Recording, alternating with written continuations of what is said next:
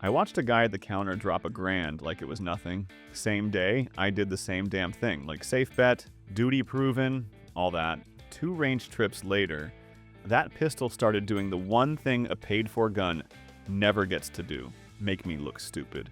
Timer goes off. First string is fine, then it hits a weird hiccup, dead trigger feel, half feed. Something that shouldn't exist at that price. And everybody sees it. You ever clear a stoppage while your brain screams, "I paid extra to avoid this"? Yeah, so this list isn't cheap guns. It isn't flex guns. Some of these aren't cheap, some are. Every one of them still earned what I paid. It's the stuff that earns the price after the honeymoon, when you're tired, sweaty, rushing, and you stop babying it. If I wouldn't buy it again with my own money, it's not here. And one of these, it embarrassed a premium gun so hard I still don't like talking about it, so I saved it for the end.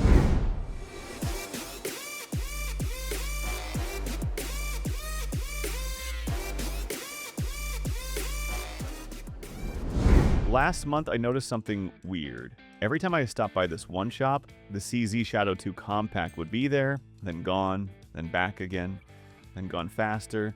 No big display, no one hyping it, just that empty slot and a tag that made me laugh like, who's paying that? So I asked the guy behind the counter what was going on. He didn't smile, didn't sell, just shrugged. People who know don't talk much. That pissed me off, because the Shadow 2 Compact looked like a rich guy mistake. Compact or not, it still felt like a dense chunk of metal you bought to impress yourself. I picked it up and my belt already complained in my head. Then I ran it on steel with leftover ammo, rush draws, lazy grip, ugly transitions where misses show up loud. No warm-up, no babying. And that's where the value got annoying. The gun didn't just shoot well. It covered mistakes. Sight settled fast, trigger stayed clean, recoil tracked like it had rails. I watched my times drop. While I was still half mad, I even tried it. Carrying it all day still sucked. Heavy enough to remind you it's there, so yeah, it earned the money on the line, but does it earn it on your belt? Or does it turn into an expensive paperweight with great groups? Holster snapped in and the Ruger RXM rode wrong immediately. Not kinda wrong. Grip edge dug, and it sat like it wanted to tip when I bent over. That little crap makes a gun feel like a bad buy before you even light it off. But I kept seeing the RXM in the same place over and over. Off to the side on benches next to loud, expensive setups. Not the Star, just present, like a spare tire. Then it stopped being just in case. No speech, no bragging. The fancy pistol stayed cased longer, and the RXM stayed in hands longer each session.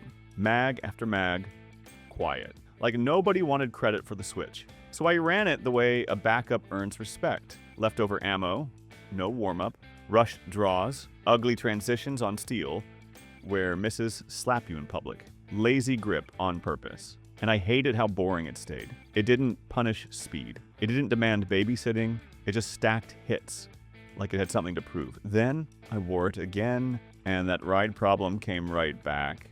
On the line, it replaced primaries. On the belt, it still argued with me.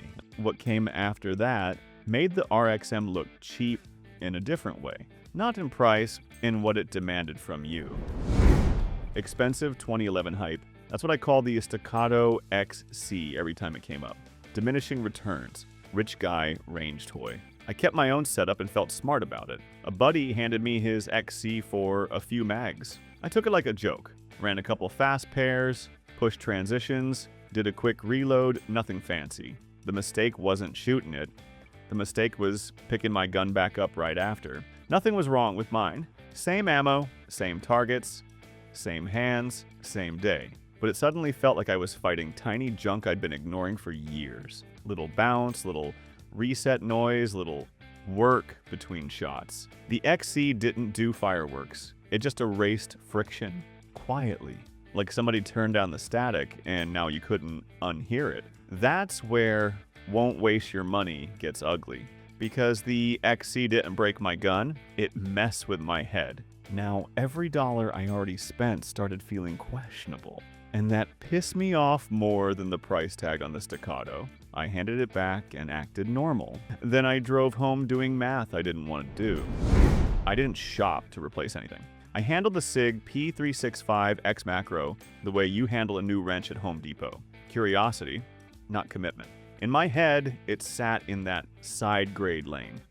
Cool gun, not a real change. A week went by, and I realized my old carry never left the drawer once. No big decision, no, I'm switching. I just kept grabbing the X macro like my hand already made up its mind. That's what messed with me. The old gun still worked. I still trusted it. I just didn't reach for it. Then the bill showed up, not the sticker, the aftershock, extra mags, holster that actually fit right, another holster because the first one sucked, one more little piece of might as well, until I looked at the pile and got that tight feeling in my stomach. I didn't buy a gun, I bought a new system. I tried to get mad about it, couldn't. The macro kept running clean on rush days and quick practice strings when I was tired and sloppy. It stayed predictable enough that I stopped testing it without noticing. And then I put my hands on the next one. And it made this kind of price regret feel almost cute. 02? He paused like I'd asked him to pick a side in public. Quiet law enforcement guy, not a gear preacher. I tossed out the usual names people chant online, and he didn't bite. When the Erics came up, he just said, "Some guns make sense once you stop buying for the logo." I didn't like that. It sounded true. So I grabbed one and did the quickest thing that usually exposes smart buy pistols. One mag of the ugliest ammo I had, and I ran it cold. No warm-up, no settling in. Just a fast string and a reload while my hands were still dry and stupid. I expected a hiccup, a weird feed angle, a lazy reset. Something. It didn't give me any of it. Slide cycled clean. Locked back. Reload went in without drama. The boring kind of proof that makes you look around like, okay, why isn't this everywhere? And that became the catch. Not a malfunction, not a comfort thing. A hesitation you couldn't shake because the gun made sense. And the silence around it stayed loud. I kept hearing his line. Then the next pistol shoved logo out of the conversation and replaced it with a different problem entirely. People love calling the Beretta 92 FS outdated. I heard it 100 times, same tone every time too, like saying it made them smarter. Then I started noticing what those same people did with their money. They'd cycle through 2-3 new pistols a year.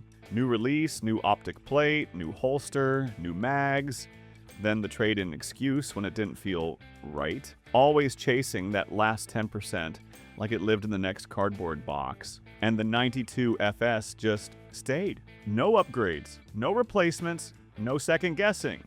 It sat there like an insult to the whole carousel. The funniest part was watching it in real life. Somebody's fresh Wonder Gun would do that little pause.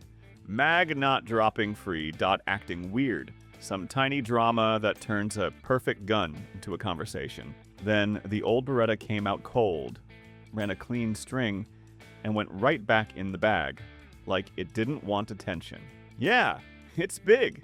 Yeah, the controls feel like they came from a different decade, but the money you don't waste chasing new adds up fast. Then I met the last gun on this list, and it didn't just stay. It made people stop shopping.